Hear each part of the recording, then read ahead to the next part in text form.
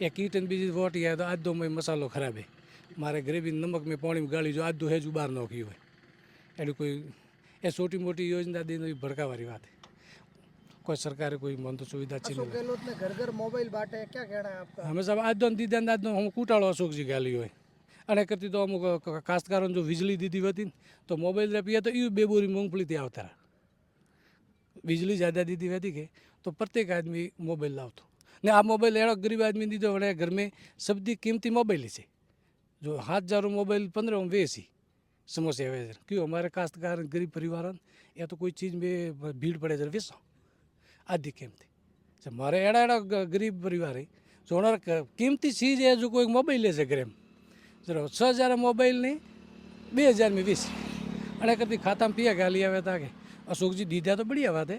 पर एने कभी कैश पेमेंट दीदो है तो कि कोई काश्तकार ने बिजली री ज़्यादा 2 घंटा दीदी हुई थी तो कितने फायदा हुआ था। आपके यहाँ पर विधायक वर्तमान में नारायण सिंह देवल है,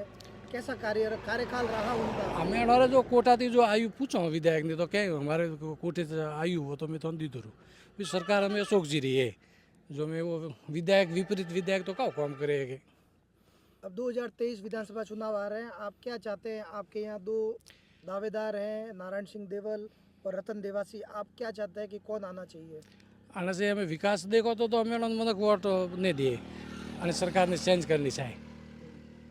आप क्या चाहते हो, नारायण सिंह देवल या रतन देवासी? अब जो हमारा जो स्वभाव और मन को जो दिनचर्या मन को आते रहना प्रेम तो नारायण सिंह जी से ठीक है।